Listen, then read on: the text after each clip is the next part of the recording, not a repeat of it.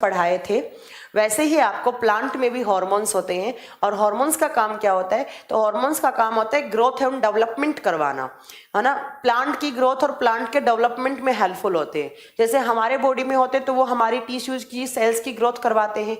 ऐसे ही क्या होता है? तो ऐसे ही हमारे प्लांट में भी क्या करते हैं? प्लांट के पार्ट्स की या प्लांट के टिश्यूज की ग्रोथ करवाने में हेल्पफुल होते हैं। कौन? तो प्लांट हार्मोन्स होते हैं। प्लांट हार्मोन्स का एक नाम और होता है, इनको हम रेगुलेटर्स भी बोलते हैं। इनको हम रेगुलेटर्स भी बोलते हैं। रेगुलेट करने वाले, मतलब जो प्लांट के अंदर जो जितने भी फंक्शंस होते हैं उन सबको रेगुलेट करने वाले होते हैं। ठीक है, तो आप याद रखिएगा प्लांट हार्मोन्स या प्लांट रेगुलेटर्स हमारा चैप्टर है जिसमें हमें पढ़ना है। ज्यादा बड़ा चैप्टर नहीं है, बट एग्जाम में क्वेश्चंस आ जाते हैं तो वो आपको पढ़ने ही पड़ेंगे। पहला बात आपसे पूछा जाए प्लांट हार्मोन्स के काम क्या होते हैं, तो आप बताएंगे प्लांट हार्मोन्स का काम क्या होता है? प्लांट की ग्रोथ करवाना। प्लांट की ग्रोथ करवाने में हेल्पफुल होते हैं। प्लांट के अंदर जितने भी बायोलॉजिकल फंक्शंस होते हैं, जो भी बायोलॉजिकल रिएक्शंस होती हैं, जो फंक्शंस होते हैं, ग्रोथ करवाने का काम कौन करते हैं? तो प्लांट हार्मोन्स प्लांट की ग्रोथ और डेवलपमेंट का काम करवाते हैं। और ये जो प्लांट हार्मोन्स होते हैं वो ऑर्गेनिक कंपाउंड्स होते हैं। वो क्या है? वो ऑर्गेनिक कंपाउंड्स है, कार्बनिक पदार्थ है। ये प्लांट के अंदर ऑर्गेनिक फॉर्म में होते हैं, कार्बनिक यौगिक होते हैं। ठीक है, रेगुलेटर का मतलब बेटा रेगुलेट करने वाला, रेगुलेट करने वाला। ठीक है, तो आपको याद रखना है कि जो प्लांट हार्मोन्स होते हैं उनको रेगुलेटर्स भी बोलते हैं। और प्लांट के अंदर जो हार्मोन्स होते हैं वो प्लांट की ग्रोथ करवाते हैं और वो ऑर्गेनिक कंपाउंड होते हैं। अब क्वेश्चन आता है कि प्लांट के अंदर कितने हार्मोन्स होते हैं, तो मैं आपको बताऊं प्लांट के अंदर जो मेनली होते हैं वो 7 हार्मोन्स होते हैं। 7 हार्मोन है प्लांट के अंदर, 7 हार्मोन्स होते हैं। बट इन 7 में से 5 ऐसे हार्मोन हैं जो क्या है? प्राइमरी हार्मोन्स होते हैं, मतलब वो होने ही होने चाहिए। 5 हार्मोन्स ऐसे हैं जो प्राइमरी हार्मोन के नाम से जाने जाते हैं, प्राथमिक हार्मोन्स के नाम से जाने जाते हैं। और जो 2 हार्मोन हैं वो होते हैं सेकेंडरी हार्मोन। मतलब ये सारे के सारे प्लांट में नहीं होते हैं। 2 होते हैं आपके सेकेंडरी हार्मोन, द्वितीयक हार्मोन, और ये है प्राथमिक हार्मोन। ये वाले बेसिक नीड है, ये प्लांट में होने ही होने चाहिए। बट ये जो 2 हार्मोन मैंने बताए हैं सेकेंडरी वाले, तो ये हो भी सकते हैं, नहीं भी हो सकते हैं, और कुछ कुछ प्लांट में होते हैं, कुछ में ये नहीं होते हैं। ठीक है, तो आप बताएंगे प्लांट के अंदर 2 टाइप से हार्मोन होते हैं। पर टोटल नंबर पूछे तो 7 हार्मोन्स होते हैं। बहुत सारी बुक्स में 5 लिखा हुआ होता है, तो वो 5 क्यों लिखा हुआ है? क्योंकि वो बुक्स सिर्फ प्राइमरी हार्मोन्स के बारे में बताते हैं। बट प्लांट में प्राइमरी भी होते हैं, बट कुछ में सेकेंडरी भी होते हैं। अब मैं अगर बताऊं प्राइमरी में कौन कौन से हैं, तो आप इनके नाम याद रखेंगे। ऑक्सिन, ऑक्सिन को हिंदी में ऑक्सिन ही कहा जाता है। ठीक है, दूसरा आता है साइटोकाइनिन, ऑक्सिन साइटोकाइनिन, सेम नाम हिंदी में है, इसको साइटोकाइनिन ही कहा जाता है, साइटोकाइनिन। ठीक है, तीसरा है यहां पर जिब्रेलिन, 3 नंबर पे आता है जिब्रेलिन। ये नाम ऐसे ही हैं, आपको नाम याद करने ही पड़ेंगे, ऐसे इसका कोई इलाज नहीं है। 4 नंबर पे यहां पर आता है एथाइलिन हार्मोन, एथाइलिन, और हिंदी में इसको इथिलीन नाम से जाना जाता है, इथिलीन। और 5 नंबर पे आता है abscisic acid, abscisic acid, abscisic अम्ल, एब्सिसिक अम्ल। ये 5 हार्मोन हैं जो प्राइमरी हार्मोन होते हैं, मतलब ये तो प्लांट के अंदर होने ही होने चाहिए। ठीक है, इधर की साइड आइए आप सेकेंडरी हार्मोन में। सेकेंडरी में 2 होते हैं, पहला है ट्रांसम्यूरिन हार्मोन, ट्रांसम्यूरिन हार्मोन। बहुत सारी बुक्स बस इतना ही लिख के टाइप करके छोड़ देती है, बट मैं आपको बता देती हूँ 2 हार्मोन और भी होते हैं, एक होता है ट्रांसम्यूरिन और एक होता है फ्लोरीजेनिस हार्मोन, फ्लोरीजेनिस।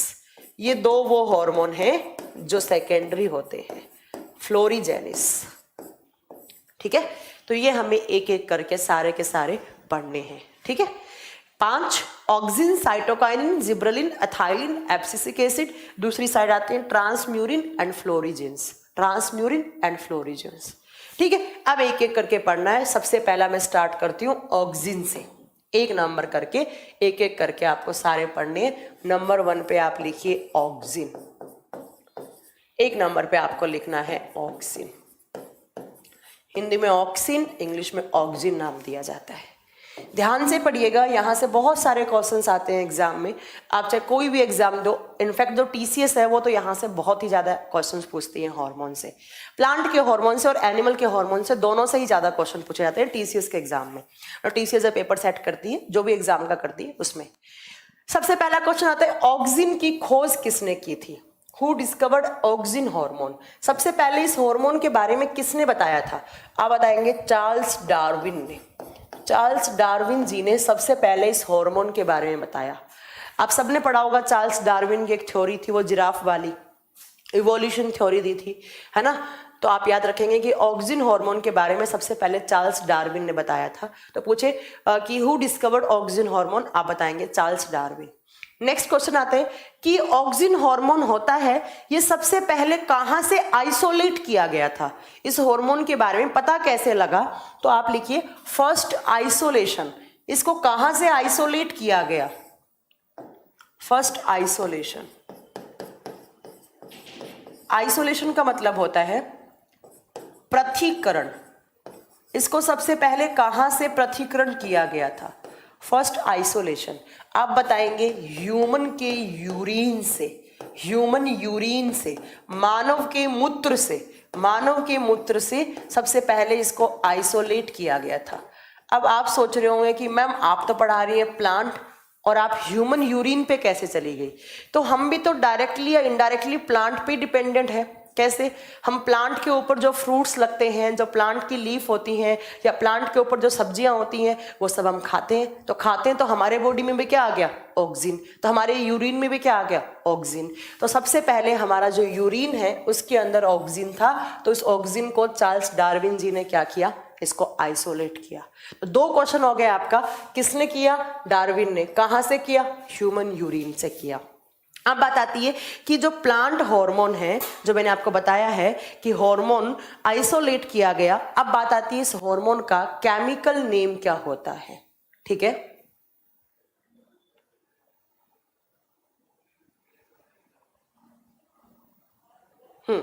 देखिए अब बात आती है कि इसका केमिकल नेम क्या होता है। ये बहुत बार एग्जाम में पूछा हुआ है।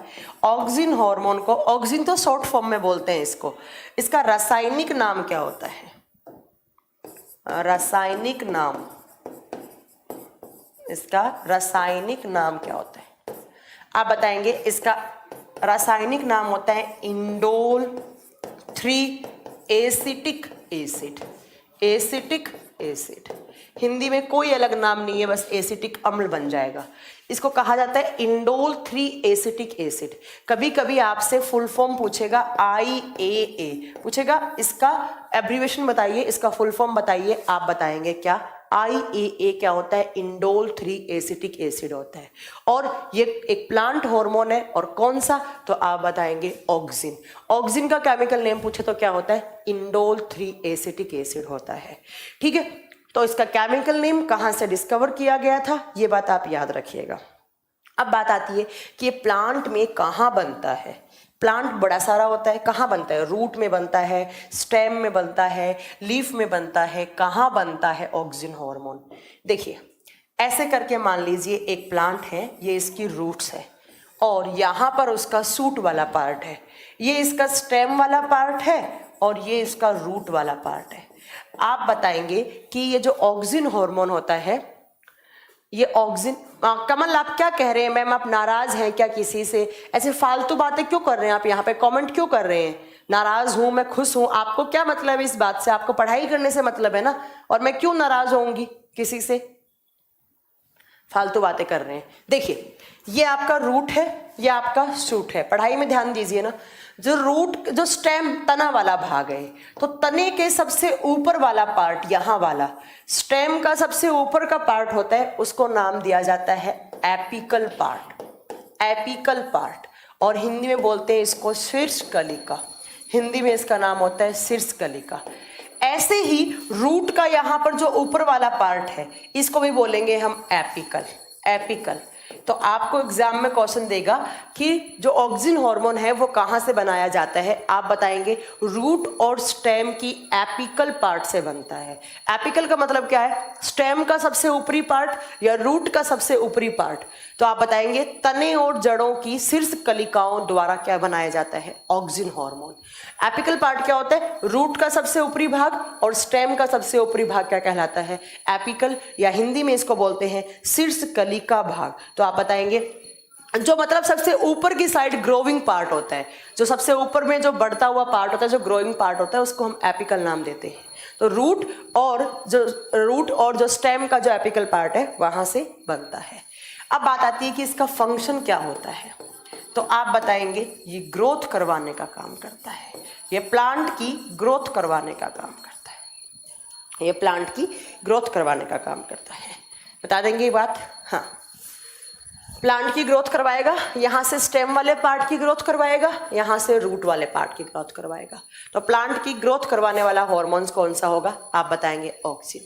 दूसरा, ये प्लांट में सेल डिवीजन करवाने का काम करता है, सेल डिवीजन करवाने का काम करता है, कोशिका विभाजन करवाने का काम करता है। मान लो प्लांट का स्टेम वाला पार्ट है, उसकी ग्रोथ करवानी, तो ग्रोथ कैसे होगी, जब उसमें बहुत सारी सेल्स बनेंगी, सेल से टिश्यू बनेंगे और टिश्यू से क्या बनेंगे, स्टेम। तने को बोलते हैं तना, तना जो होता है बेटा उसको रविपाल स्टेम बोलते हैं, और स्टेम की स्पेलिंग STEM नहीं होती है, STEM होती है, ठीक है। तो ये क्या करता है, सेल डिवीजन का काम करवाता है, बहुत सारी सेल्स बनेंगे जिससे टिश्यूज बनेंगे और टिश्यू से प्लांट के पार्ट बनेंगे। तो प्लांट की आपकी ग्रोथ करवाने का काम करता है। ऊपर की साइड निकलता है एपिकल वाले पार्ट में, तो ऊपर से ग्रोथ करवाएगा, और रूट्स में निकलेगा तो रूट्स की ग्रोथ होगी, ठीक है। इतनी बात आपको किस में याद रखनी है, ऑक्सिन में। अब बात आता है, मैं अगर आपको एक बात बताऊं तो कुछ प्लांट ऐसे होते हैं जिसकी ग्रोथ नहीं हो पाती है, तो आप आर्टिफिशियल तरीके से बाहर से उसकी ग्रोथ करवाते हैं।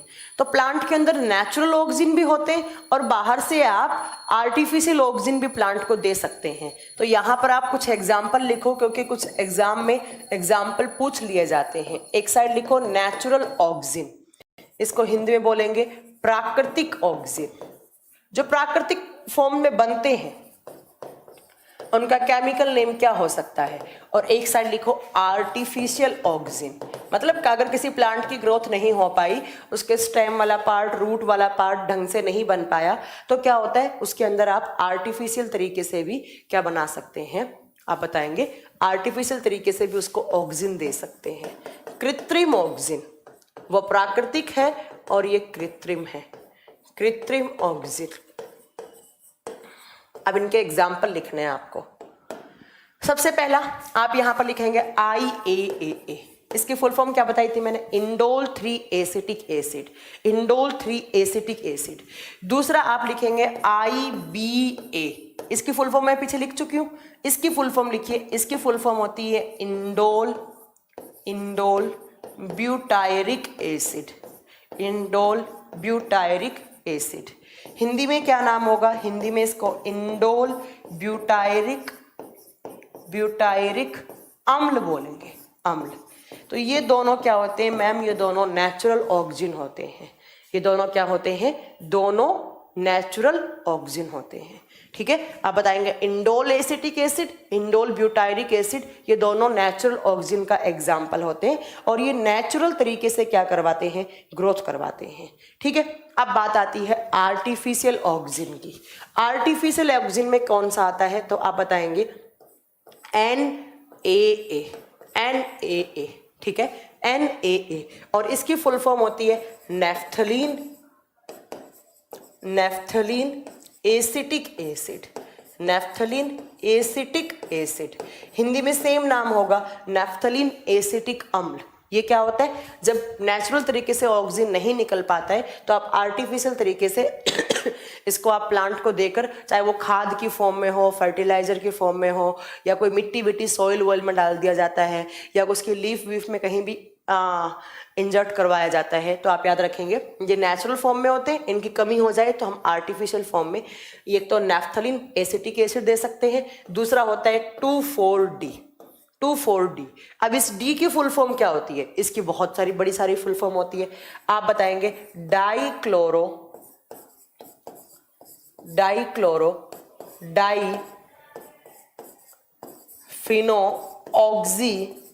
फिनोऑक्सी acetic acid, diphenoxy acetic acid. तो ये दो क्या होते हैं? ये दो मैम आर्टिफिशियल तरीके से और ये दो क्या होते हैं? नेचुरल तरीके से हार्मोन बनते हैं। देखो कभी कभी इनकी फुल फॉर्म होती है, पूछे IAA की full form indole acetic acid, IBA indole butyric acid. ये नेचुरल है या आर्टिफिशियल? नेचुरल है। क्या काम करवाएंगे? प्लांट की ग्रोथ करवाएंगे, ऊपर की साइड और नीचे की साइड। प्लांट की हाइट देने का काम करेंगे, बेसिकली ऊपर और नीचे दोनों साइड में ग्रोथ करवाते हैं। NAA naphthalene acetic acid. 2,4-D, D का फुल फॉर्म क्या होता है? Dichloro diphenoxy acetic acid, dichloro diphenoxy acetic acid. ठीक है, एक काम इसका ये हो गया। काम का मतलब क्या है? ये ग्रोथ करवाने का काम करते हैं। ठीक है, दूसरा देखिए ये क्या काम करवाते हैं? ये काम करवाते हैं एब्सिसन का काम करवाते हैं। ये आप इसको ऐसे याद कर सकते हैं कि ये जो हार्मोन है ये क्या काम करवाता है? इसको मैं साइड में कर दूं। ऑक्सिन नेक्स्ट काम करवाता है, ये काम करवाता है फ्रूट डाउन का काम करवाता है। फ्रूट डाउन का मतलब है कि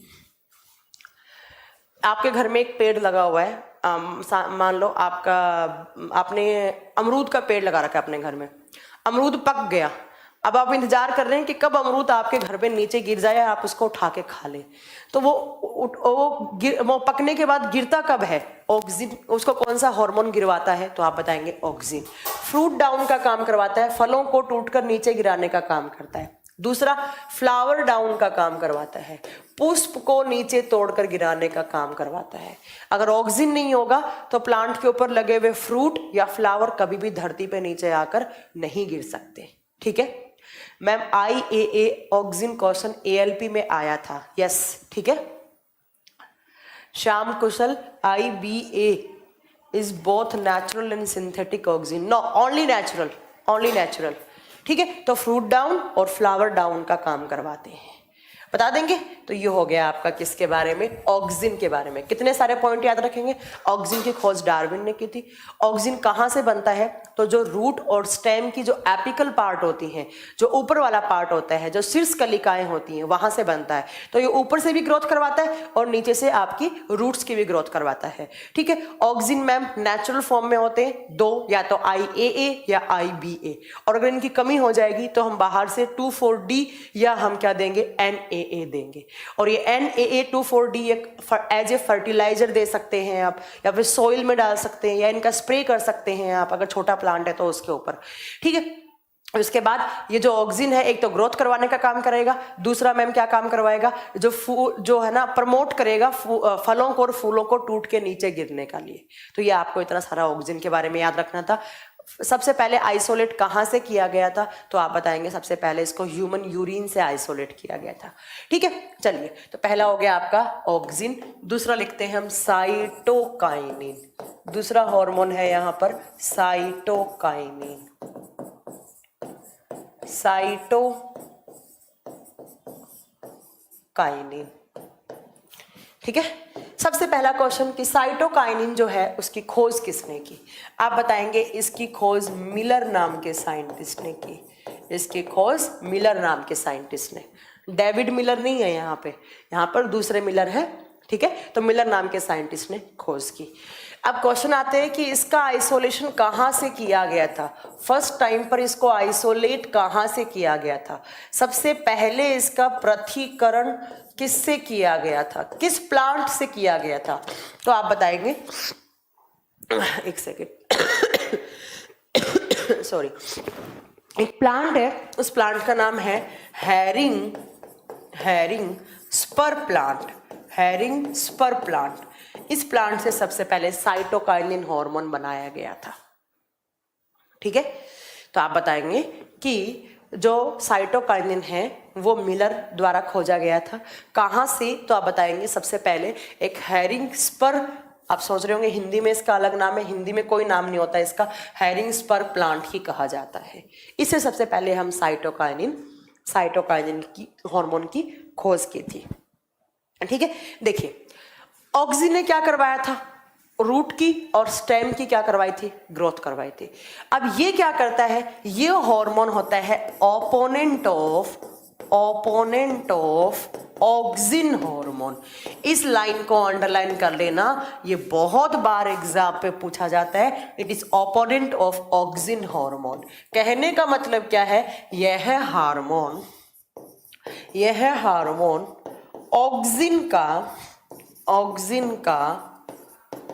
ऑक्सिन का विरोधाभास हार्मोन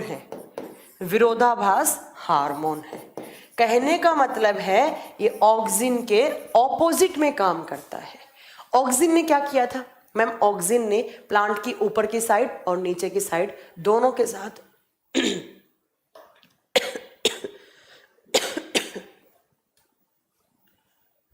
मैम मैंने प्रंजय सागर कह रहे हैं, मैम मैंने 4000 RS में ऑफलाइन क्लास ली थी, उन्होंने 2 मंथ में केवल बेवकूफ़ बनाया, लेकिन यहाँ आके लगा कि कुछ अच्छे लोग भी हैं। 4000 रुपये का खर्च करने का दुख अब जाके कम हुआ है। Okay Pranjay Sagar, thank you very much. ठीक है, बहुत सारे कोचिंग वाले हैं जो ऐसे बेवकूफ़ बनाते हैं, बच्चों से 20-20 हज़ार रुपये लेते हैं GS का और पढ़ाने के नाम पर बेवकूफ़ी बनाते हैं। उन्हें खुद को नहीं आता है, पढ़ाएंगे क्या। बस वही तो हमें ख़त्म करना है। हमारे टाइम्स का मोटो एक ही है, बहुत जल्दी आपको पता लगेगा ये चीज़ें। देखिए तो साइटोकाइनिन हार्मोन क्या करता है, वो ऑक्सिन हार्मोन का ओपोनेंट होता है। ये बहुत बार एग्जाम में पूछा है, इस बार RRB JEE ने भी पूछा था कि कौन सा हार्मोन ऑक्सिन हार्मोन का ओपोनेंट हार्मोन होता है। देखो कैसे, कहने का मतलब क्या है, कहने का मतलब आप इस चीज को यहां समझिए। मैंने आपको बताया कि ये मान लो एक प्लांट है, इसका ये रूट वाला पार्ट है और इसका ये स्टेम तने वाला भाग होता है। तना समझते ना, स्टेम वाला पार्ट। यहां से ऑक्सिन निकल रहा था, ऑक्सिन ऊपर भी ग्रोथ करवा रहा, नीचे भी ग्रोथ करवा रहा। अब अगर ऑक्सिन ऐसे निकलता जाएगा तो एक प्लांट बहुत लंबा हो जाएगा। मान लो मेरे स्टूडियो में, मेरा जो स्टूडियो है इसमें मुझे प्लांटेशन करवाना है, मुझे इसमें बहुत सारे प्लांट लगवाने हैं, तो मैं यही तो चाहूंगी इनकी हाइट या तो इतनी हो या इतनी हो। मैं ये थोड़ा ना चाहूंगी छत के ऊपर से चला जाए, छत को फाड़ कर भी ऊपर चला जाए प्लांट, ऐसा तो नहीं होता ना। तो ये क्या करता है, यहाँ से ऑक्सीजन निकल रहा था, अगर ऑक्सीजन ज्यादा निकलेगा तो मैम बहुत लंबा हो जाएगा और ऐसे प्लांट झुक जाएगा प्लांट वापिस ऐसे नीचे की साइड डाउन हो जाएगा। तो अगर झुकेगा तो वो प्लांट की ग्रोथ प्रॉपर नहीं हो पाएगी। इसीलिए ऑक्सिन एक पर्टिकुलर स्पैन में निकलता है, उसके बाद साइटोकाइनिन निकलेगा और साइटोकाइनिन क्या करता है, इस ऑक्सिन को निकलने से बंद कर देगा और प्लांट की हाइट वहीं पर रह जाएगी। ठीक है, तो आप बताएंगे कि ऑक्सिन हार्मोन का ऑपोनेंट कौन सा हार्मोन होता है। अब बताएंगे साइटोकाइनिन हार्मोन होता है। और एक क्या काम करता है, इट इनहिबिट, आप लिख सकते हैं it inhibit growth of plant. और कहने का मतलब क्या हो गया, यह प्लांट की या यह पादपों की वृद्धि को रोक देता है। मतलब एक होगी, एक ग्रोथ करने का भी तो एक टाइम होता है, एक मतलब एक टाइम होता है, या फिर एक पूरा प्रॉपर इतना ही ग्रोथ होना चाहिए, उतना ही तो होगा ना ग्रोथ। तो वो होते ही क्या हो जाता है, आपका साइटोकाइनिन निकल जाता है और वो ग्रोथ को रोक देता है। ठीक है, तो आप बताएंगे ग्रोथ करवाता कौन है, ऊपर और नीचे दोनों साइड की साइड से, तो ऑक्सिन। और ग्रोथ को बनने से क्या, ग्रोथ को मतलब रोकता कौन है, तो आप बताएंगे कौन सा हार्मोन, साइटोकाइनिन। या कभी कभी देखो मैंने बताया कि यहां पर क्या होती है मैम, यहां पर एपिकल बड होती हैं, शीर्ष कलिकाएं होती हैं, और ये क्या करवाती हैं, ग्रोथ करवाती हैं। ठीक है, तो आप ये क्या करेगा, साइटोकाइनिन हार्मोन क्या करेगा, इन एपिकल बड की ग्रोथ को भी रोक देगा। तो बुक्स में ऐसा भी लिखा हुआ मिल सकता है, तो आप सेम बात है। ठीक है, सेम बात है, एपिकल जो बड है उनकी ग्रोथ को रोकेगा, तभी तो प्लांट की पर्टिकुलर एक हाइट बन पाएगी। तो ये हार्मोन क्या करता है, it inhibit the growth of apical bud. यह शीर्ष कलिकाओं की ग्रोथ को भी रोक देता है और यह प्लांट की ग्रोथ को भी रोक देता है। प्लांट की ग्रोथ का मतलब है प्लांट के जितने भी पार्ट हैं, चाहे वो लीफ हो, चाहे वो, अब मान लो कोई एक प्लांट है, उसमें बस इतनी बड़ी लीफ बननी थी, इतनी बड़ी लीफ का वजन वो झेल सकता है, तो इसकी लीफ की ग्रोथ किसने करवाई, ऑक्सिन ने। फिर साइटोकाइनिन क्या करेगा, इसकी जो एपिकल बड है यहां से लेकर यहां तक, उसकी ग्रोथ क्या कर देगा, रोक देगा, है ना। तो ये रुक जाएगी, तो इस लीफ का पर्टिकुलर एक स्ट्रक्चर बन जाएगा। ठीक है, चलिए एक काम और याद रखना इसका, ये प्लांट के अंदर म्यूटेशन को रोकने का भी काम करता है। It stop mutation process, it stop mutation process. अब मैम ये म्यूटेशन टर्म क्या होता है? ये तो हमने पहली बार सुना है, बहुत सारे बच्चों ने आज पहली बार सुना होगा। देखिए म्यूटेशन का मतलब क्या होता है, कोई भी एक इंसान है उसमें सडनली कुछ चेंज आने लग गए। मान लो आज मेरा बिहेवियर कुछ है, 1-1.5 महीने बाद मेरा बिहेवियर कुछ और ही हो जाएगा, मेरे बॉडी के अंदर जो जीन है उसके अंदर चेंज आने लग जाएगा और मैं अलग से बिहेवियर करने लग जाऊंगी, अलग से मेरा बिहेवियर हो जाएगा, बहुत मतलब अलग ही मेरा रूडली या कैसा भी बिहेव हो जाए। आपने वो मूवी देखी है हॉलीवुड वाली, वो एक्समैन सीरीज आई थी जिसके अंदर आपने एक म्यूटेशन टर्म बार बार यूज करते हैं कि भाई इसको म्यूटेशन हो गया। म्यूटेशन का मतलब है किसी भी एनिमल में या किसी भी प्लांट में सडन कुछ उसके जीन में, उसके डीएनए में चेंज हो जाए और उसका बिहेवियर, उसका फिजिकल फिनोमेना सब कुछ चेंज हो जाए, उसको बोलते हैं म्यूटेशन। तो प्लांट में म्यूटेशन को रोकता है। अगर प्लांट में म्यूटेशन हो जाएगा तो मान लो आलू का पौधा है, आपने आलू लगाया घर पे, तो आलू है तो वो आलू की आलू है जब उसका फ्रूट का साइज छोटा हो जाएगा या बहुत ही बड़ा आलू उग जाएगा, तो ऐसा क्या होता है, जो सडन चेंजेस होते हैं उनको रोकने का काम करता है कौन? तो आप बताएंगे साइटोकाइनिन। तो आपको बताना है कि म्यूटेशन प्रोसेस को कौन रोकता है? साइटोकाइनिन रोकने का काम करता है। ठीक है, तो ये आपके 2 हार्मोन हो गए, ऑक्सिन, साइटोकाइनिन। नेक्स्ट आप लिखेंगे इसके बाद एथाइलिन, 3 नंबर पे लिखेंगे आप एथाइलिन, और हिंदी में इसको इथिलीन नाम से जानते हैं, हिंदी में इसको इथिलीन नाम से जानते हैं। ठीक है, देखिए एथाइलिन या इथिलीन। सबसे पहला क्वेश्चन आता है कि हाँ, साइटोकाइनिन हार्मोन सेल डिवीजन भी करवाता है, बिल्कुल करवाता है। अगर कुछ कंडीशन में साइटो का मतलब होता है सेल, काइनिन का मतलब होता है डिवीजन, सेल डिवीजन को इनिशिएट करता है, करवाता नहीं है Nilesh Rahul, it initiate the cell division process. ठीक है, हाँ, क्या हल्क जैसे सच में हो सकते हैं क्या? हाँ बिल्कुल हो सकते हैं, बिल्कुल हो सकते हैं रविपाल। ठीक है, देखिए नेक्स्ट है एथाइलिन। सबसे पहले क्वेश्चन आता है इसकी खोज किसने की?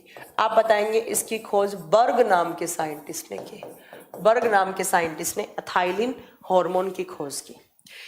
दूसरा, अजय शर्मा, आपको क्या लगता है मैं आपको ब्लॉक क्यों करवाऊंगी? सब लोग यहां पर आप क्लास देख पा रहे हैं, आपका कमेंट मुझे दिख रहा है, कुछ भी?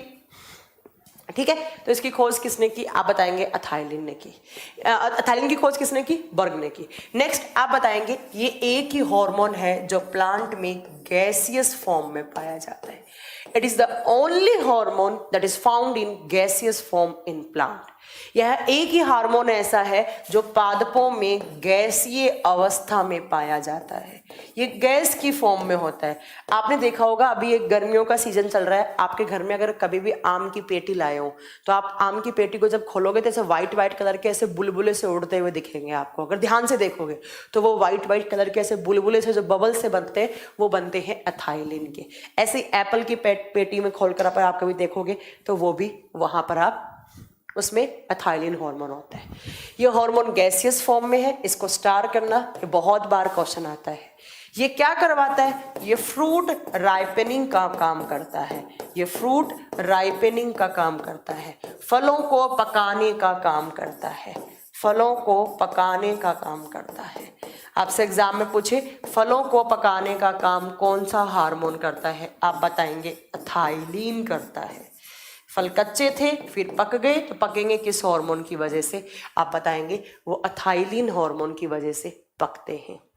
ये कैसे पकाता है आप बताओगे? ये नेचुरल तरीके से बनता है प्लांट में, तो ये नेचुरल तरीके से ही फलों को पकाने का काम करता है, प्राकृतिक तरीके से पकाता है। और अगर फल नहीं पकते हैं तो आप अगर आर्टिफिशियल तरीके से पकाएंगे तो वो किस किस की हेल्प से पकाते हैं आप? आर्टिफिशियल फ्रूट राइपनिंग किसकी हेल्प से होती है? कृत्रिम तरीके से फलों को कैसे पकाते हैं? तो आप बताएंगे या तो हम एसिटिलीन का स्प्रे करके, एसिटिलीन का स्प्रे करके, ये भी गैस फॉर्म में होता है, या आप कार्बाइड का स्प्रे करके, कार्बाइड का स्प्रे करके। तो ये आर्टिफिशियल तरीके से है, बट नेचुरल तरीके की बात करें तो वो कौन पकाता है? तो वो कौन पकाने का काम करता है? एथाइलिन हार्मोन करवाता है, एथाइलिन हार्मोन करवाता है। ठीक है। नेक्स्ट काम अगर मैं बताऊं तो ये जो हार्मोन है ये गैसियस फॉर्म में है, गैस की फॉर्म में है, तो ये प्लांट की रेस्पिरेशन में भी हेल्प करता है। इट हेल्प्स इन, आप लिखेंगे next point, it helps in plant respiration, plant में श्वसन की प्रक्रिया में भी काम आता है। It helps in plant respiration, या पादपों में श्वसन की प्रक्रिया भी करवाता है। ठीक है, क्योंकि गैस के फॉर्म में, और गैस प्लांट क्या करते हैं, गैस इनहेल और एक्सेल दोनों करते हैं। तो आपसे ये क्वेश्चन पूछ सकता है कि प्लांट में रेस्पिरेशन की प्रोसेस को कौन सा हार्मोन इंक्रीज कर देता है, तो आप क्या बताएंगे, आप बताएंगे कि वो कौन सा एथाइलिन हार्मोन कर देता है। ठीक है, नेक्स्ट देखो, नेक्स्ट अगर मैं बात करूं यहां पर फ्रूट की, तो आप एक बात याद रखिएगा, हालांकि मैं आज आपको पढ़ाऊंगी भी, अगर मैं आपसे बात करूं फ्रूट की, फल की, तो फल कहां से बनता है, तो आप बताएंगे कि जो फल बनता है वो फीमेल ओवरी से बनता है। जो फल आप खाने वाला भाग होता है वो प्लांट में भी मेल होता है, एक मेल फ्लावर होता है, एक फीमेल फ्लावर होता है, अभी आप पढ़ोगे। तो जो फीमेल फ्लावर का जो ओवरी वाला पार्ट होता है, जो मादा अंडाशय होता है, उससे बनता है क्या, फ्लावर का आपका फल बनता है। याद रखिए, अभी के लिए इतना याद रखिए, आगे बताऊंगी ओवरी क्या होता है, आज ही पढ़ेंगे हम आज की क्लास में। तो आप बताएंगे कि जो हम जो फ्रूट खाते हैं, जैसे एप्पल का खाने वाला भाग है, सीड वाला नहीं, सीड की बात नहीं कर रही हूँ, बीज की बात नहीं कर रही हूँ, तो जो खाने वाला पार्ट है वो कहाँ से बनता है, वो फीमेल फ्लावर के ओवरी से बनता है।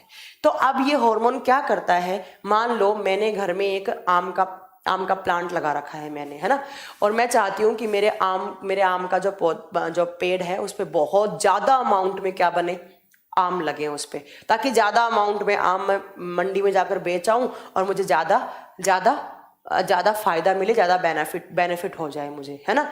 तो ये हार्मोन क्या करता है, मान लो ऐसे प्लांट के ऊपर बहुत सारा, एक यहाँ पर है फीमेल वाला ओवरी पार्ट, एक यहाँ पर है, एक यहाँ पर है, तो मैं चाहती हूँ कि इस प्लांट के ऊपर आम बहुत ज्यादा लगे, तो मैं क्या करूंगी, इस प्लांट में एथाइलिन डाल दूंगी। तो ये एथाइलिन क्या करता है, कम टाइम पर ज्यादा फीमेल ओवरीज बना देता है, और ज्यादा ओवरीज बनेंगे तो ज्यादा क्या होगा, फ्रूट बन जाएगा। तो ये आपसे एग्जाम में क्वेश्चन पूछा जाता है कि कम टाइम में ज्यादा फ्रूट का प्रोडक्शन करना हो तो कौन सा हार्मोन उसमें हेल्पफुल होता है, आप क्या बताएंगे, एथाइलिन। कम टाइम में ज्यादा फ्रूट बनाने हैं आपको, ज्यादा बेनिफिट मिले आपको, तो आप एथाइलिन दे सकते हैं उसको, मार्केट में भी आता है एथाइलिन, आप दे सकते हैं। ठीक है, तो ये इसका काम हो गया। नेक्स्ट आप देखो कैसे पॉइंट याद रखोगे, आप कितने सारे पॉइंट याद रखोगे, तो आप बताओगे कि एक तो इट हेल्प्स इन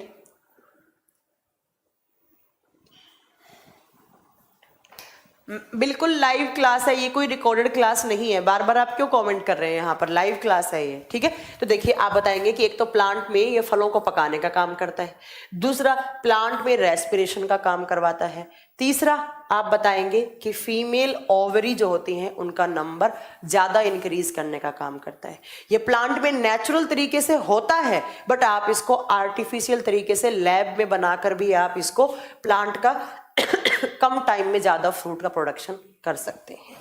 और किसने खोज की, बर्ग ने खोज की। और ये एक ही हार्मोन है जो किस फॉर्म में होता है, जो मैम प्लांट की गैसियस फॉर्म में होता है। नेक्स्ट लिखना है आपको एब्सिसिक एसिड, नेक्स्ट है आपका एब्सिसिक एसिड। ये एक ही हार्मोन है जो एब्सिसिक एसिड मतलब अम्ल की फॉर्म में है। ये पॉइंट भी आप याद रखेंगे कि ये एक ही हार्मोन है जो एसिड की फॉर्म में है, कहां पर, प्लांट के अंदर है। ठीक है, ये भी एग्जाम में क्वेश्चन पूछ लिया जाता है कि कौन सा हार्मोन जो है वो एसिड की फॉर्म में होता है, आप बताएंगे एब्सिसिक एसिड। इसकी खोज किसने की, आप बताएंगे इट इज डिस्कवर्ड बाय एडिकोट। इसकी खोज एडिकोट नाम के साइंटिस्ट ने की, एडिकोट नाम के साइंटिस्ट ने खोज की।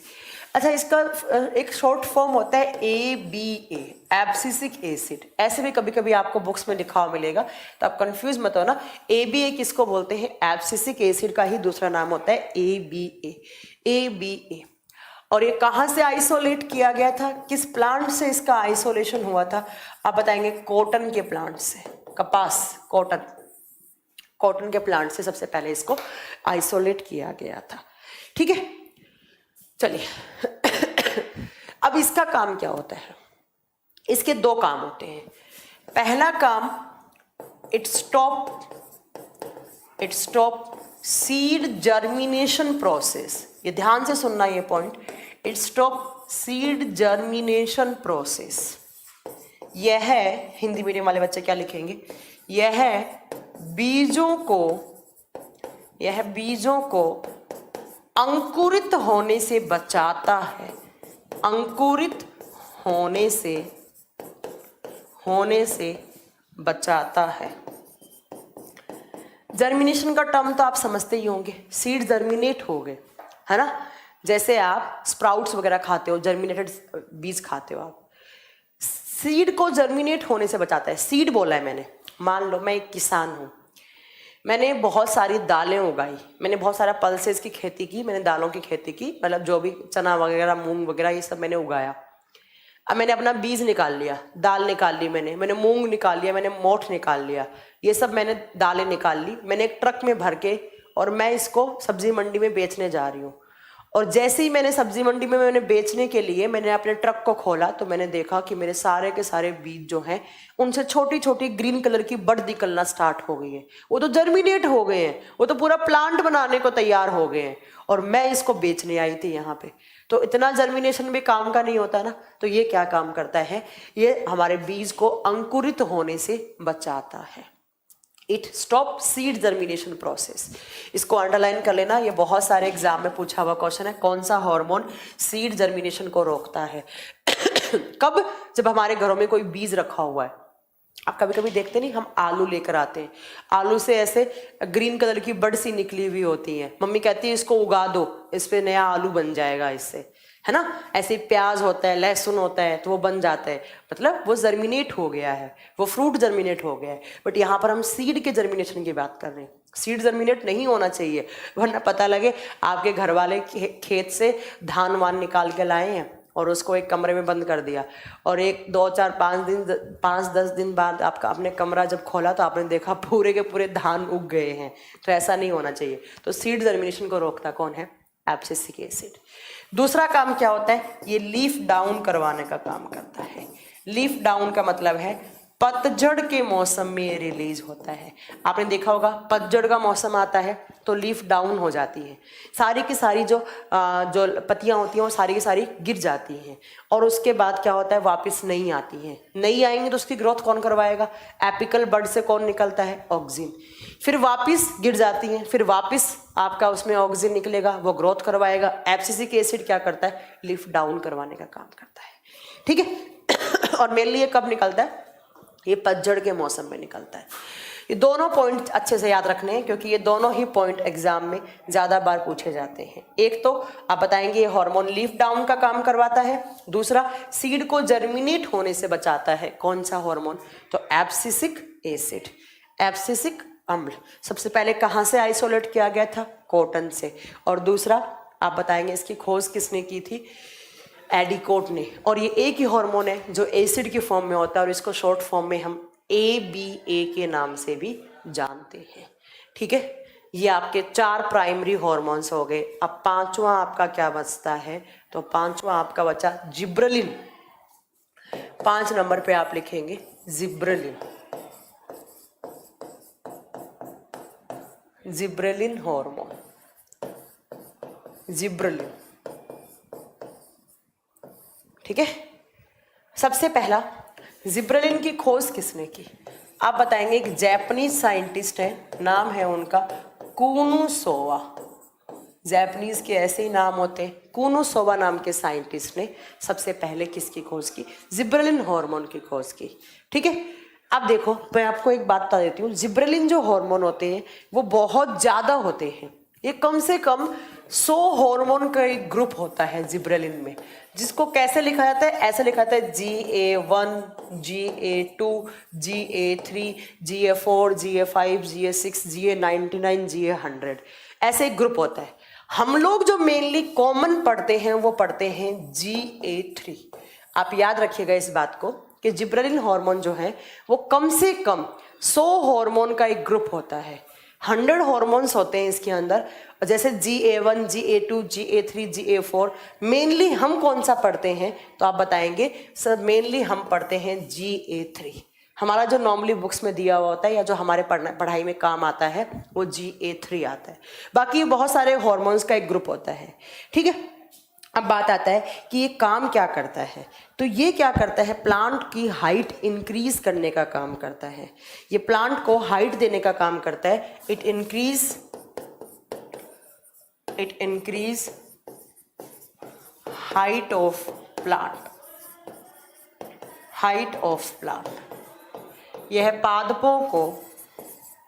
यह पादपों की लंबाई बढ़ाने में सहायक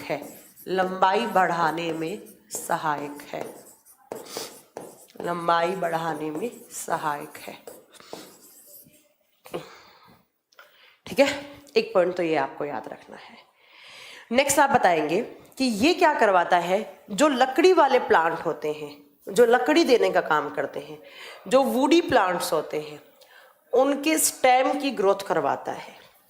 जो वुडी प्लांट होते हैं, वुडी का मतलब क्या होता है, जिनसे हमें लकड़ी मिलती है। जो वुडी प्लांट होते हैं, हिंदी में इसको बोलते हैं काष्ठीय पादप। उनका जो जहां से हमें लकड़ी मिलती है, जो उसका कैम्बियम वाला पार्ट होता है, उसके स्टेम की ग्रोथ करवाता है, या कैम्बियम की एंधे वाले पार्ट की ग्रोथ करवाता है। आप बताएंगे कि जो हमारा एक तो काम करता है, प्लांट को हाइट देने का काम करता है, ठीक है। जैसे ऑक्सिन भी ग्रोथ करवाता है, वैसे ही जिब्रेलिन भी ग्रोथ भी करवाने में हेल्पफुल होता है। मेनली अगर ये ग्रोथ किसकी करवाता है, देखो ऑक्सिन क्या कर रहा था, ऊपर इसकी स्टेम की भी करवा रहा था, रूट की भी करवा रहा था। बट जिब्रेलिन जो होता है वो मेनली रूट्स के लिए होता है, जड़ों के लिए होता है। ये मेनली रूट्स को ग्रोथ करवाता है। हाँ, ऑक्सिन भी करवाता है। ऑक्सिन ऊपर की साइड और नीचे की साइड दोनों साइड करवाएगा।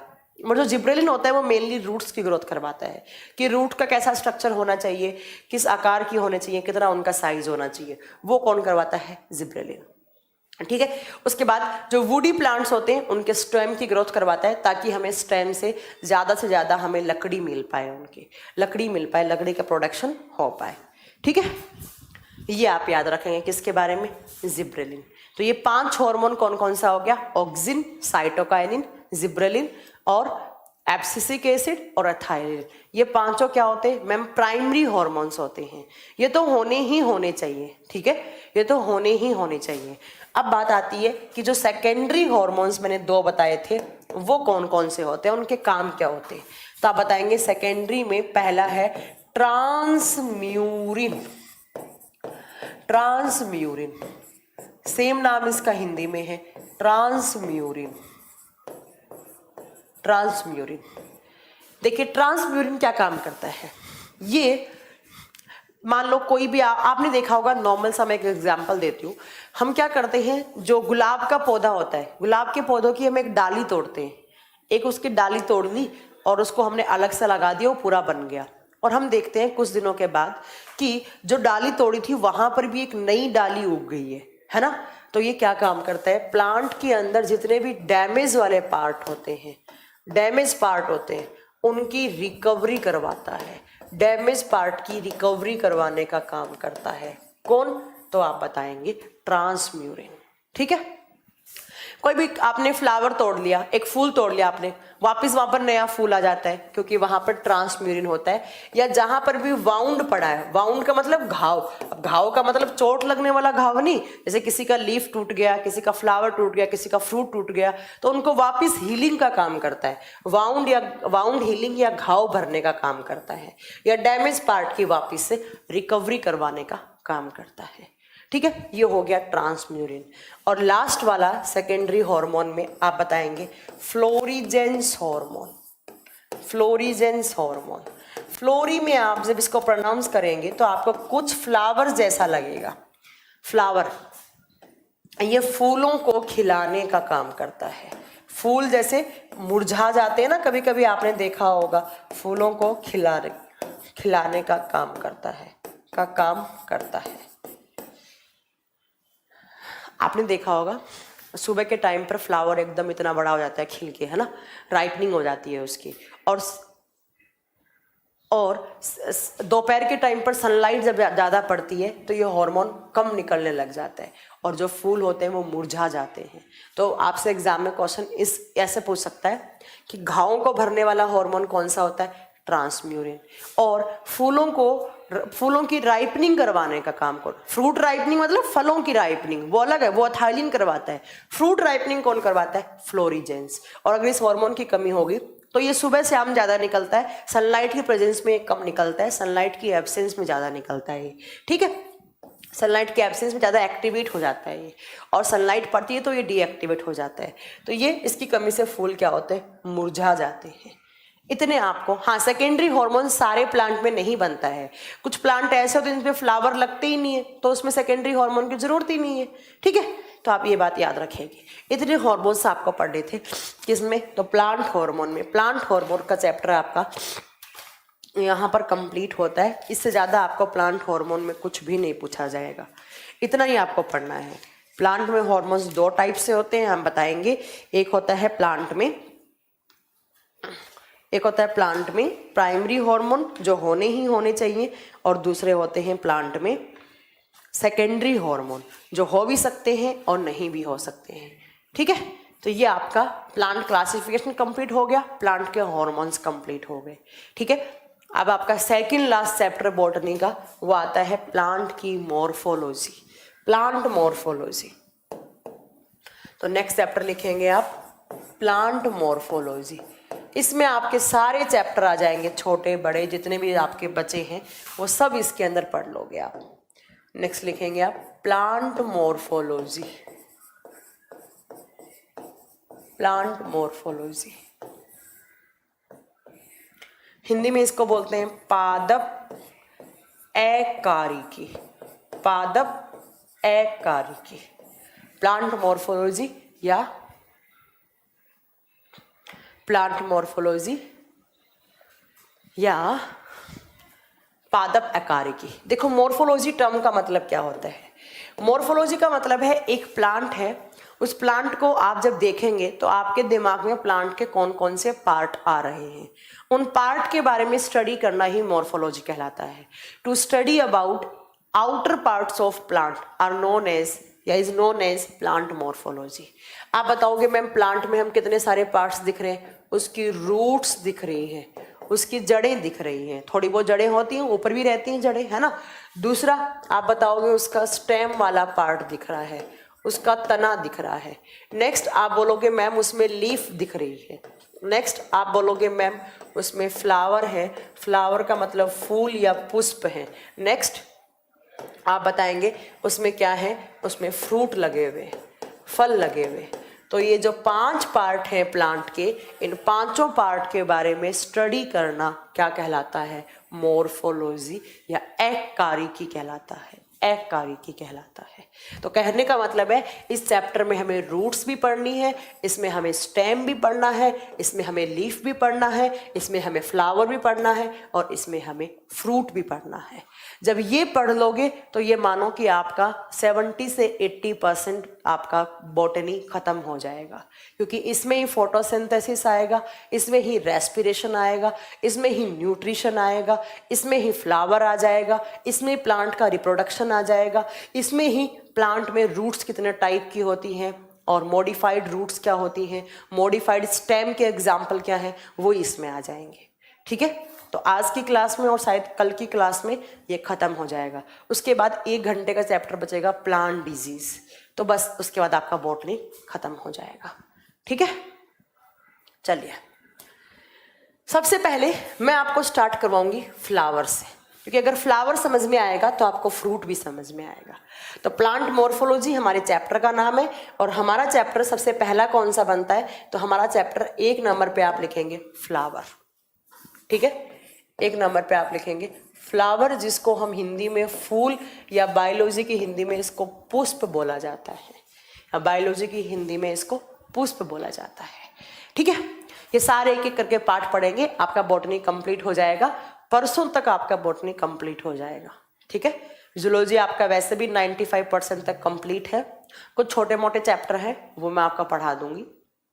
लाइक एक बच्चा बोलता है मैम आई पढ़ा देना, तो आई से जो क्वेश्चन बनते हैं वो मैं आपको पढ़ा दूंगी, ठीक है। और एक बच्चा बोलता है मैम रिप्रोडक्टिव सिस्टम पढ़ा दो, तो वो भी मैं पढ़ा दूंगी। ज़्यादा क्वेश्चन जहाँ से बनते हैं वो सब मैं पढ़ा दूंगी, ठीक है। तो ये 2 ही चैप्टर बचे हैं आपका जूलॉजी में, और सारा आपका जूलॉजी खत्म हो गया, और प्लांट में भी बस ये बचा है। तो ये मान के चलो इस वीक में आपका बायोलॉजी पूरा कंप्लीट हो जाएगा। उसके बाद 4 से 5 क्लास आपकी केमिस्ट्री में लगेंगी, और केमिस्ट्री आपका कंप्लीट हो जाएगा। फिजिक्स आपका वैसे भी ऑलमोस्ट कंप्लीट है, फिजिक्स में शायद 2 या 3 क्लास बचे होंगे, आई थिंक इतना ही है, क्योंकि फिजिक्स ऑलरेडी बहुत पढ़ा दिया गया है, ठीक है। तो वो हो जाएगा। उसके अलावा अगर छोटे मोटे चैप्टर बचे हैं तो प्लीज़ वो खुद करके, मैं हमेशा ज़्यादा वेटेज वाले चैप्टर करवाती हूँ। अगर छोटे मोटे कोई चैप्टर बचा है तो प्लीज़ करके वो अपने आप पढ़ लीजिए, क्योंकि ऐसे तो पढ़ाई का कोई अंत नहीं है, मैं कितना ही पढ़ा दूँ, ठीक है। ब्रेन का वीडियो डल जाएगा, अगर नहीं डला है तो वो डल जाएगा, ठीक है। चलिए अब स्टार्ट करते हैं फ्लावर। सबसे पहला पॉइंट, फ्लावर का काम क्या होता है। आप बताएंगे कि जो फ्लावर है वो मेन रिप्रोडक्टिव ऑर्गन होता है प्लांट का। It is the main reproductive organ of, it is the main reproductive organ of plant. कहने का मतलब क्या हो गया, यह है पादपों का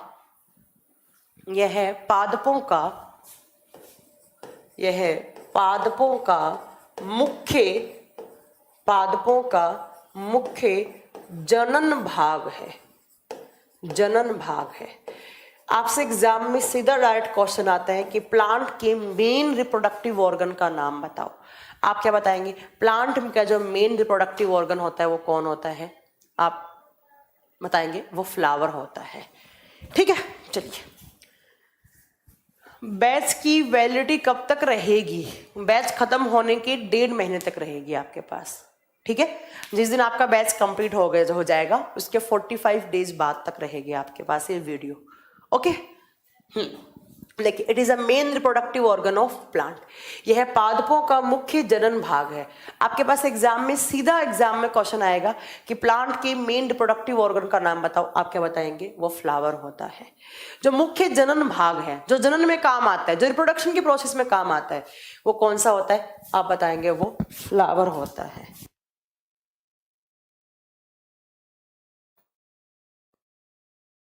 ठीक है, तो फ्लावर क्या है, रिप्रोडक्टिव ऑर्गन है। अब आपको याद रखना है कि फ्लावर के कितने पार्ट होते हैं, आप बताएंगे जो फ्लावर है उसके मेनली 4 पार्ट्स होते हैं, 4 parts of flower.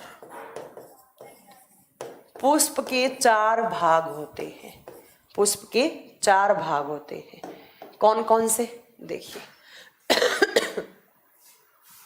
4 parts of flower के 4 भाग होते हैं।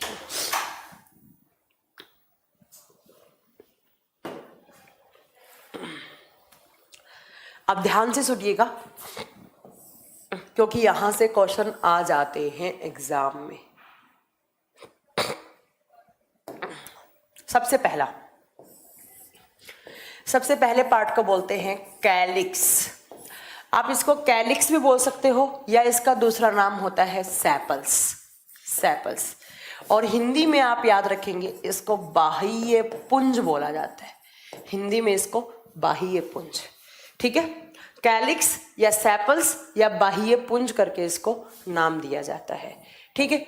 दूसरा आपका यहाँ पर पार्ट जो होता है प्लांट का, जो कलरफुल पार्ट होता है, उसको कहा जाता है कोरोला, या आप इसको बोल सकते हैं पेटल्स, और हिंदी में बोलते हैं पंखुड़ियां। पंखुड़ी तो आप सब समझते होंगे, जैसे गुलाब के फूल की पंखुड़ियां होती है ना, वैसे। नेक्स्ट आता है यहाँ पर एंड्रोसियम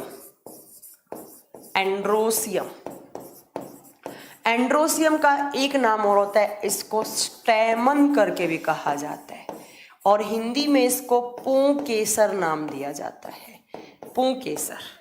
और 4 नंबर पे आता है गाइनोसियम, और इसका नाम जो मेल वाला होता है उसको स्टेमन, और इसको कहा जाता है पिस्टल पार्ट। पिस्टल पार्ट, और हिंदी में इसका नाम होता है स्त्री केसर भाग, स्त्री केसर भाग, स्त्री केसर भाग। ये आपके प्लांट के जो फ्लावर होता है उसके मेनली 4 पार्ट होते हैं। यहीं से क्वेश्चंस बनते हैं, आपको यही पढ़ना है और यही आपसे एग्जाम में पूछा जाएगा। देखो मैंने आपको क्या बताया अभी तक, मैं इसको थोड़ा नीचे करके बताती हूँ। मैंने बताया कि जो प्लांट का फ्लावर है, हम प्लांट की मॉर्फोलॉजी पढ़ रहे हैं और मॉर्फोलॉजी में सबसे पहला पार्ट हम कौन सा पढ़ रहे हैं, प्लांट का फ्लावर। फ्लावर को हम पुष्प बोलते हैं, फूल बोलते हैं, और फूल जो है वो रिप्रोडक्शन में हेल्प करता है, इसलिए हम इसको रिप्रोडक्शन यूनिट भी बोलते हैं। हाँ, ये से भी क्वेश्चन पूछ सकता है कि प्लांट की रिप्रोडक्शन यूनिट कौन सी होती है, प्लांट की जनन वाली इकाई कौन सी होती है। आप बताओगे उसका फ्लावर, उसका पुष्प होता है। कितने पार्ट होते हैं मैम? इसके 4 पार्ट होते हैं। ध्यान से सुनिएगा कौन कौन से पार्ट। पहला पार्ट मैम ने लिखा है यहाँ पर कैलिक्स करके, और कैलिक्स को ऑब्लिक लगा के मैंने लिखा है सेपल्स, क्योंकि किसी भी नाम से पूछा जा सकता है। हिंदी में बोलते हैं बाह्य पुंज। दूसरा कोरोला, कोरोला का पेटल्स या उसको पंखुड़ियां नाम दिया जाता है। नेक्स्ट जो मेल वाला पार्ट होता है फ्लावर के अंदर, उसको एंड्रोसियम या उसको पू केसर का नाम दिया जाता है। इसको आप लिख सकते हो मेल फ्लावर। जो फ्लावर में नर वाला भाग होता है, जिसको नर पुष्प का नाम दिया जाता है, वो कौन सा होता है? एंड्रोसियम। और जो फीमेल फ्लावर होता है, जहां पर फीमेल रिप्रोडक्टिव ऑर्गन्स होते हैं, तो उसको क्या कहा जाता है? उसको गाइनोसियम कहा जाता है। मादा पुष्प, मादा पुष्प कैसे? अगर मैं आपको एक रफली डायग्राम बताऊं तो मान लो ये आपके पास एक फ्लावर है, ये आपके पास गुलाब का फूल लेना आप। ये जो ग्रीन कलर का दिख रहा होता है गुलाब के फूल में, ग्रीन कलर की जो पंखुड़ियां सी होती हैं, उसको हम नाम देते हैं, ये ग्रीन कलर का होता है, ये हरे रंग का होता है। मैं इसको हरे रंग से ही बना देती हूँ, ज्यादा अच्छा होगा, है ना। देखिए ऐसे ग्रीन कलर के करके जो पार्ट होता है, इसको कहा जाता है कैलिक्स या सेपल्स, या इसका नाम क्या होता है? सेपल्स। आपसे सीधा एग्जाम में पूछेगा कि प्लांट के ग्रीन कलर वाले भाग को बताइए क्या बोलते हैं, तो आप क्या बताओगे? कैलिक्स या जो सेपल होता है वो ग्रीन कलर का पार्ट होता है। और हिंदी में इसको बाह्य पुंज बोला है, जो आउटर स्ट्रक्चर होती है फ्लावर की, उसको हम कैलिक्स या सेपल बोलते हैं। ये काम क्या करता है? तो ये जो इनर वाले पार्ट होते हैं, तीनों इनर पार्ट होते हैं, इनका प्रोटेक्शन देने का काम करता है। It protects inner part of flower. इससे दोनों साइड ऐसे आपकी पंखुड़ियां लगी हुई होती हैं, ये पंखुड़ी है, और पंखुड़ी को नाम क्या दिया मैंने? कोरोला या सेपल्स। ये जो कलरफुल पार्ट है वो क्या है मैम? कोरोला या पेटल्स है। ठीक है, आप बताएंगे कि प्लांट जो फ्लावर के अंदर जो कलरफुल होते हैं, जो कलरफुल ऐसे पंखुड़ी सी लगी हुई होती है, उनको हम बायोलॉजी की लैंग्वेज में हम उनको नाम क्या देते हैं? कोरोला या पेटल्स। ये कलरफुल होती है, अलग अलग फ्लावर में अलग अलग कलर की होती हैं। ठीक है, इनका काम क्या होता है? जो इंसेक्ट्स होते हैं उनको अपनी साइड अट्रैक्ट करने का काम करते हैं। ये जो कलरफुल पेटल्स होती हैं, ये कीड़े मकोड़ों को अपनी साइड अट्रैक्ट करने का काम करती हैं। ठीक है, तो आप लिखेंगे जो कलरफुल पार्ट है वो कोरोला या पेटल्स या पंखुड़ियां कहलाता है, और जो ग्रीन कलर का पार्ट है वो कैलिक्स या सेपल्स कहलाता है।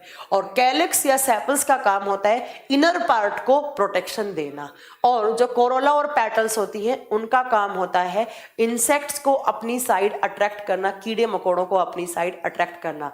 ये अलग अलग कलर की होती है, इनमें खुशबू आती रहती है, तो उस खुशबू को लेने के लिए, उस स्मेल को लेने के लिए, स्मेल मतलब अच्छी स्मेल, उसको लेने के लिए इंसेक्ट्स अट्रैक्ट हो जाते हैं।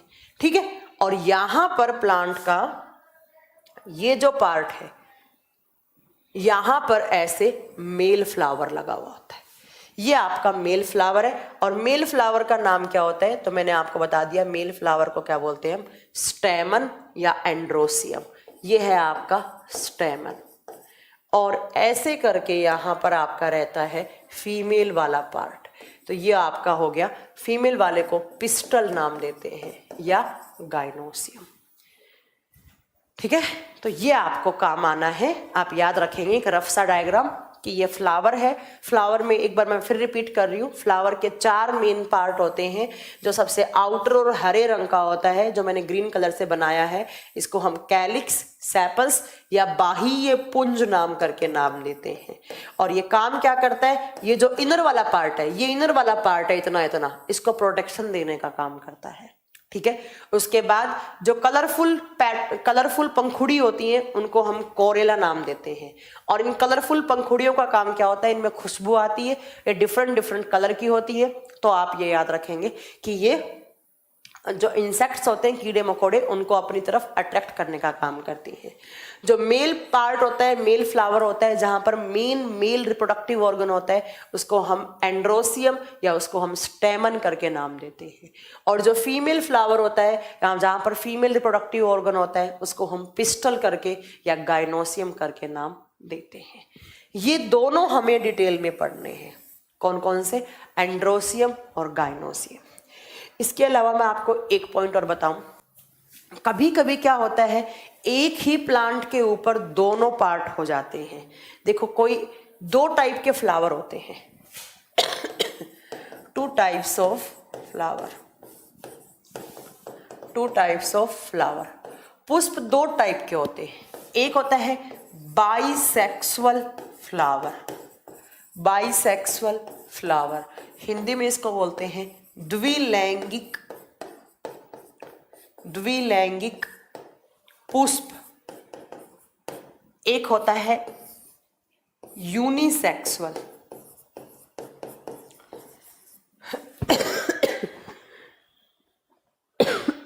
यूनिसेक्सुअल फ्लावर, इसको हिंदी में बोलते हैं एक लैंगिक पुष्प, एक लैंगिक पुष्प।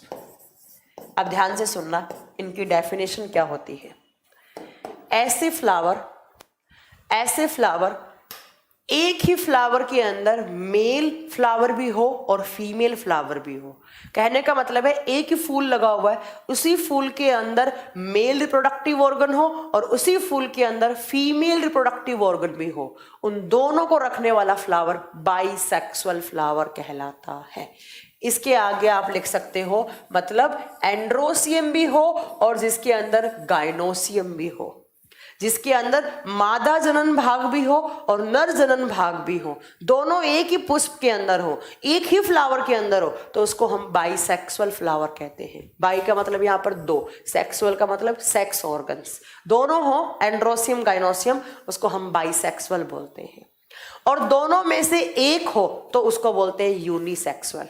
एक फ्लावर है, उसके अंदर मेल है, दूसरा फ्लावर है, उसके अंदर फीमेल है ओनली। या तो यहां पर एंड्रोसियम होगा या ऑब्लिक लगा के आप लिखो गाइनोसियम। यहां पर प्लस करके लिखा है मैंने, दोनों है बाइसेक्सुअल, ऑब्लिक करके लिखा यूनिसेक्सुअल, बस। ठीक है, ये बात आपको याद रखना है। 4 फ्लावर के 4 मेन पार्ट होते हैं। कौन कौन सा?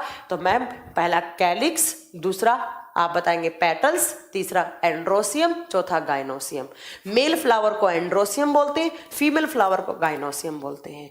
अगर मेल फीमेल दोनों एक ही फ्लावर में हो, बाइसेक्सुअल। अगर अलग अलग हो, यूनिसेक्सुअल। आगे मैं इनके एग्जाम्पल भी पढ़ाऊंगी आपको, अभी नहीं, आगे पढ़ाऊंगी, अभी समझ में नहीं आएंगे। ठीक है, तो ये आपको याद रखना है। अब बात आती है कि कैसे फ्लावर के अंदर रिप्रोडक्शन होता कैसे है, प्लांट के अंदर रिप्रोडक्शन होता कैसे है। तो नेक्स्ट हेडिंग देंगे आप प्लांट रिप्रोडक्शन। नेक्स्ट आप लिखेंगे प्लांट रिप्रोडक्शन। पादपों में प्रजनन होता कैसे है, पादपों में प्रजनन होता कैसे है। बस ये मैं कल पढ़ाऊंगी, आज मेरे में इतनी ही हिम्मत है, इतनी खड़े होने की ताकत है, इतना मैंने पढ़ा दिया। कल यहीं से स्टार्ट करेंगे, डोंट वरी, ज़्यादा क्लास नहीं बची हैं। हार्डली मेरी क्लास बायोलॉजी और केमिस्ट्री की जोड़कर 6 या 7 लेक्चर बचे होंगे। बस ये होते ही आपका कंप्लीट हो जाएगा। 1-2 दिन में मैं ठीक हो जाऊँ। थोड़ा सा मेरे को डॉक्टर ने अभी थोड़ा कम खड़ा होने के लिए बोला है, बोला कि 1-1.5 घंटे से ज़्यादा खड़ा नहीं होना है। तो फिर मैं आपकी थोड़ा ज़्यादा ड्यूरेशन करके, जैसे एक दिन में 3 घंटे के, एक दिन में 4 घंटे के लगाकर आपका मैं कंप्लीट कर दूंगी कोर्स। ठीक।